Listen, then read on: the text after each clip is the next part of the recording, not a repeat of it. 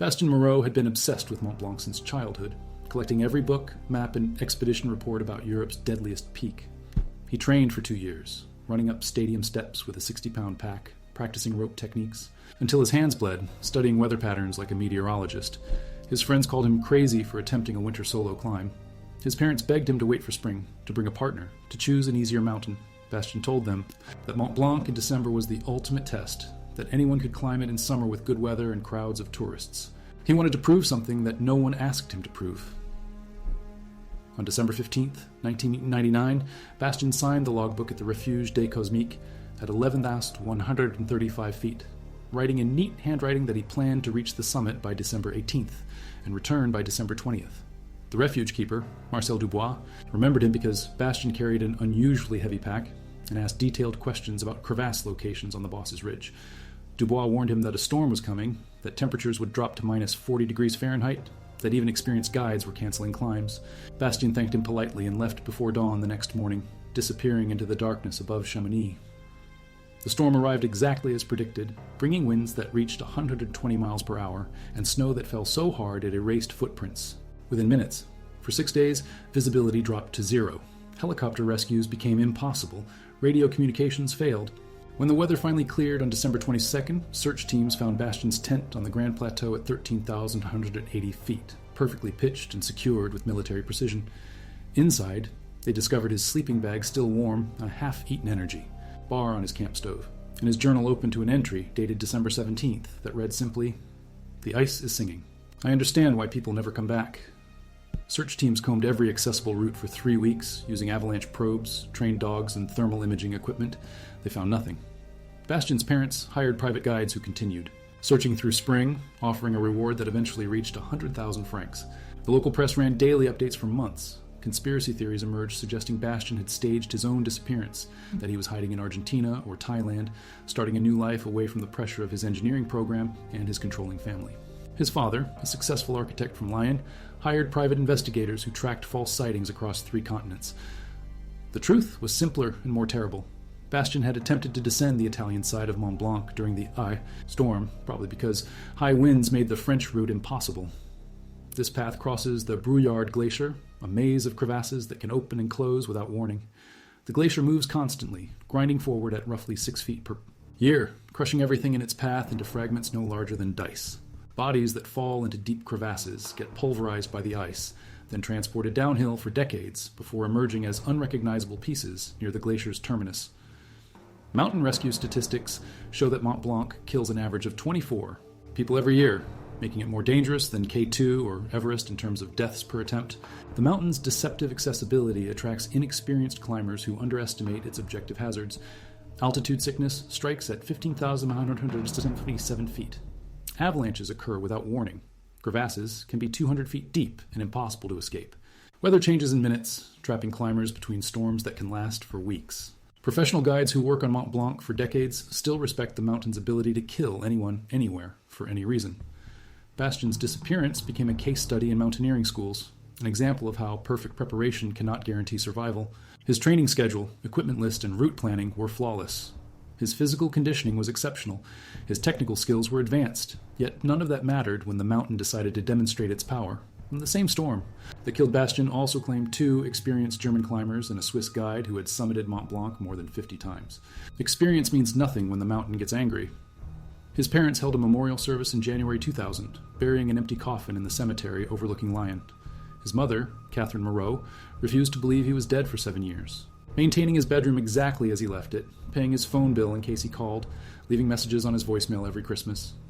His father dealt with grief differently, selling their house and moving to Morocco, where he spent 5 years building houses for charity, organizations trying to create something positive from his son's death. The engineering program at École Centrale Lyon established the Bastien Moreau Memorial Scholarship for students pursuing advanced degrees in structural engineering.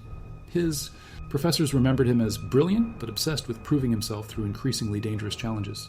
His thesis advisor, Dr. Philippe Rousseau, recalled that Bastien seemed driven by a need to accomplish something extraordinary before his 25th birthday, as if he knew his time was running out.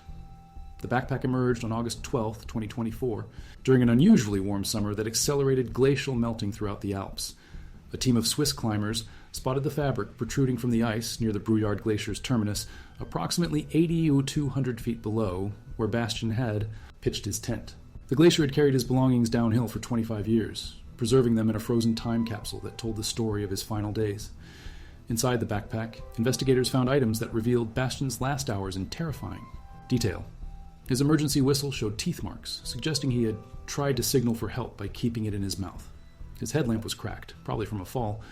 His water bottles were empty, indicating he had survived long enough to consume. His emergency supplies, most disturbing, were the pages torn from his journal, covered in handwriting that became increasingly erratic and difficult to read.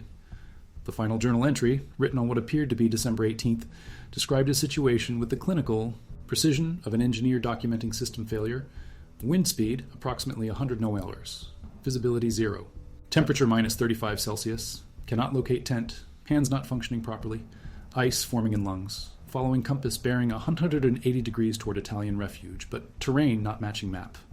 Believe I am lost in crevasse field. If found, tell. Parents, I was not afraid. Tell them the mountains are beautiful even when they kill you. DNA analysis confirmed that blood on the backpack matched samples from Bastien's childhood medical records. The blood pattern suggested severe trauma, possibly from a fall into a crevasse or an avalanche burial. Forensic experts estimated that he survived at least 48 hours after his final journal entry, based on the amount of equipment he consumed and discarded. Those 2 days in the ice, alone and dying, represented a level of suffering that his parents chose not to imagine. The discovery reopened wounds that had never properly healed. Catherine Moreau, now 72, traveled from Lyon to identify the backpack. She recognized the small repairs she had made to the zippers before his departure, the waterproof patches she had insisted he apply, the energy bars she had packed, despite his protests that he could buy supplies in Chamonix. Holding her son's belongings after 25 years of uncertainty, she finally accepted that he was dead. Mountain rescue teams conducted additional searches near where the backpack emerged, using ground-penetrating radar and thermal imaging, technology that didn't exist in 1999. They found fragments of clothing, pieces of climbing equipment, and bone fragments that were too small and degraded for positive identification. The glacier had done its work efficiently, grinding Bastien's remains into particles that merged with rock and ice, making him literally part of the mountain he died trying to conquer. The Brouillard Glacier continues moving downhill at its steady pace, carrying secrets from decades of climbing disasters toward the valley floor. Every summer, as climate change accelerates melting, the ice releases more evidence of past tragedies. In the past 5 years, glaciers throughout the Alps have returned bodies and equipment from climbing accidents dating back to the 1970s, each discovery forcing families to relive losses they thought time had buried permanently. Bastien Moreau's story joined the growing catalog of climate-related discoveries that transform mountains into crime scenes. His backpack sits in a police evidence room in Chamonix, officially closing a missing person case that had remained open for 25 years. His parents donated his other climbing equipment to a mountaineering museum, where it serves as a reminder that mountains never forget. They only delay their revelations. The engineering scholarship in Bastien's name has now supported 37 students, several of whom became mountaineers themselves. The irony would have pleased him. His death on Mont Blanc inspired a generation of engineers who approached dangerous problems with the systematic thinking he brought to climbing. They calculate risks, design safety margins, and build structures that can withstand forces beyond human control. They learned from his mistake, which was believing that perfect preparation could eliminate random chance. Mont Blanc killed 4 more climbers in the summer of 2024, including an experienced guide who fell into the same crevasse field where Bastien disappeared. The mountain continues its work with methodical patience, accepting tributes of human ambition and returning evidence decades later as reminders that some dreams cost everything. Bastien Moreau wanted to prove himself against Europe's highest peak. 25 years later, the mountain finally responded, sending back his bloodstained backpack as proof that it had been listening all along. The backpack's discovery triggered a media frenzy that transformed Bastien's forgotten tragedy into an international obsession.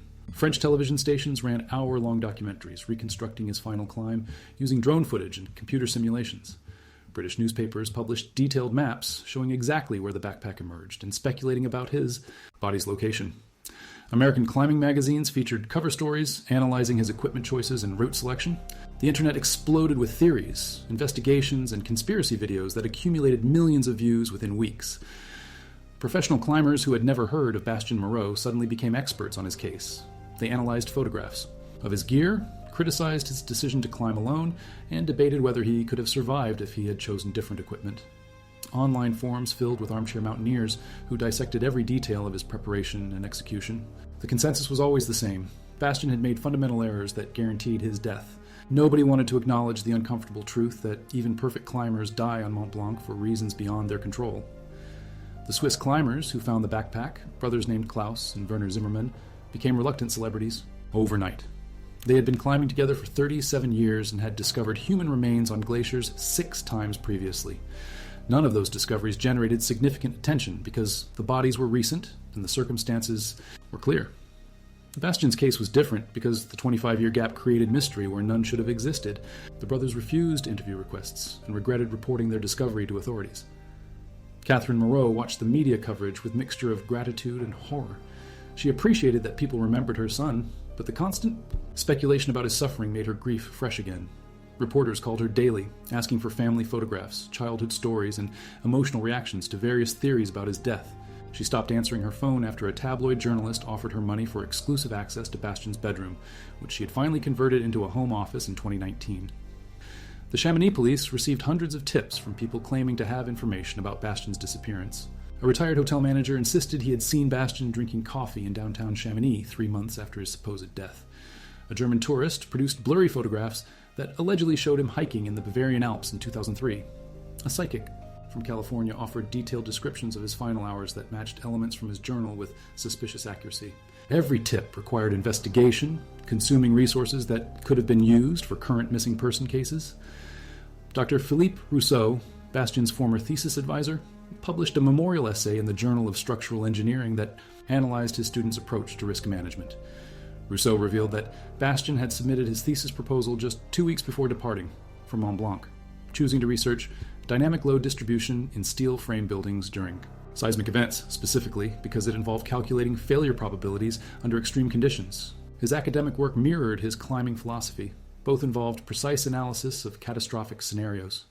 The essay included excerpts from conversations Rousseau had with Bastian about engineering ethics and acceptable risk levels. Bastian argued that engineers who designed earthquake-resistant buildings accepted that some structures would fail, killing occupants, because absolute safety was economically impossible. He applied the same logic to mountaineering, claiming that rational climbers accepted death as a calculated probability rather than an avoidable outcome. Rousseau realized 25 years too late that his brilliant student had been intellectualizing his own mortality. Bastian's climbing partner from university, a geology student named Antoine Petit, came forward after seeing news coverage of the backpack discovery. Antoine revealed that he had been scheduled to join Bastien on Mont Blanc, but canceled at the last minute because his girlfriend threatened to leave him if he continued pursuing dangerous hobbies. The decision saved Antoine's life, but haunted him for decades. He became a successful petroleum geologist, married his college girlfriend, and raised 3 children, but never climbed another mountain. Antoine described Bastian's increasing obsession with solo climbing during their final semester. Bastian argued that partners created false security, that relying on someone else's judgment compromised personal growth, that true mountaineers faced peaks alone or not at all. He practiced self-rescue techniques obsessively, carried redundant safety equipment, and memorized detailed route descriptions until he could navigate blindfolded. His preparation was so thorough that Antoine assumed he would return safely from Mont Blanc, with stories of triumph rather than tragedy. The backpack contained additional items that investigators initially overlooked during their preliminary examination. Buried in a side pocket, wrapped in waterproof plastic, they found undeveloped camera film that had survived 25 years of glacial preservation. A photography lab in Geneva processed the film using specialized techniques designed for historical archives, recovering partial images that provided disturbing glimpses of Bastian's final climb. The photographs showed increasing desperation as conditions deteriorated. Early images captured stunning sunrise views from the Grand Plateau, with Bastian's shadow stretching across pristine snow. Later pictures revealed the approaching storm, with dark clouds consuming the summit and wind-blown snow obscuring landmarks. The final exposures were nearly black, showing only fragments of ice formations illuminated by his headlamp. The last recognizable image showed his own feet standing at the edge of a crevasse, with his ice axe visible in the foreground. Photography experts analyzed the images for clues about Bastian's location and condition. The angle of shadows in early photographs confirmed he had reached at least 1,400 feet before the storm arrived. Ice formations visible in later pictures suggested he had indeed descended toward the Italian side, probably following a GPS bearing when visibility disappeared. The final images indicated he had recognized the crevasse danger and attempted to photograph his surroundings for navigation reference. The film also contained images taken before his departure from Lyon, showing Bastian packing equipment in his apartment with methodical precision. These photographs revealed personality details that friends had forgotten. His habit of labeling every piece of gear, his collection of vintage mountaineering books arranged by publication date, his bedroom walls covered with topographic maps of peaks he planned to climb. The images created an intimate portrait of a young man preparing for death without understanding his preparations. Bastian's landlord, Madame Eloise Martineau, preserved his apartment for 6 months after his disappearance, hoping he would return to settle his lease. When police finally cleared the premises in June 2000, they cataloged possessions that revealed the depth of his mountaineering obsession. His library contained 247 climbing-related books in 4 languages. His computer files included detailed weather records for Mont Blanc dating back 15 years. His closet held climbing equipment worth more than most people's cars. Madame Martineau kept a box of Bastian's personal items that police hadn't claimed, including letters from his parents, university transcripts, and climbing journals dating back to his first technical climbs at age 16. Reading these journals 25 years later revealed a pattern of increasingly dangerous solo climbs throughout his university career. He had climbed alone in the Pyrenees, the Dolomites, and the Scottish Highlands, documenting each expedition with the thoroughness of a scientific researcher. His climbing philosophy evolved through these journals from enthusiasm to obsession, to something approaching worship. Early entries described mountains as challenges to overcome, problems requiring technical solutions. Later entries portrayed peaks as teachers offering lessons about fear, suffering, and mortality. His final entries, written during the month before departing for Mont Blanc, revealed a young man who viewed death as a potential graduation rather than a failure. The Bastien Moreau Memorial Scholarship recipients gathered in Lyon for a commemoration ceremony marking the 25th anniversary of his disappearance. 37 engineers whose educations had been funded by his memory shared stories about how his tragedy influenced their careers. Several had become experts in risk assessment, designing safety systems for nuclear power plants, offshore oil, platforms, and seismic monitoring networks. They approached dangerous problems with systematic thinking that honored his memory while avoiding his mistakes. Dr. Sarah Leclerc, the scholarship's first recipient and now a professor at MIT, delivered the keynote address analyzing how Bastian's death had shaped modern mountaineering safety protocols. She explained that his case became a teaching example in risk management courses worldwide, demonstrating how statistical analysis couldn't predict individual outcomes. Students learned to calculate probability distributions for equipment failure, weather events, and human error, but they also learned that mathematics couldn't eliminate the random chance that killed even the most prepared climbers. The ceremony concluded with the installation of a memorial plaque at École Centrale Lyon, recognizing not just Bastian's academic achievements, but also the scholars his death had inspired. The inscription read simply, Bastien Moreau, 1976-1999, student of engineering, teacher of risk, remembered by those who build safely.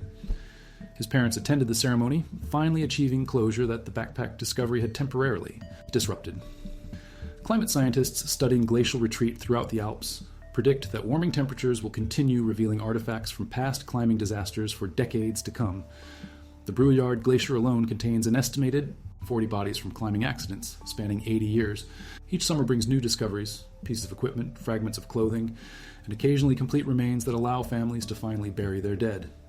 Bastien Moreau's backpack joined a collection of similar artifacts housed at the Chamonix Museum of Alpine History, where it serves as a tangible reminder of the mountain's patient memory. Visitors study the torn fabric, the rusted zippers, and the faded bloodstains while reading accounts of his disappearance and discovery.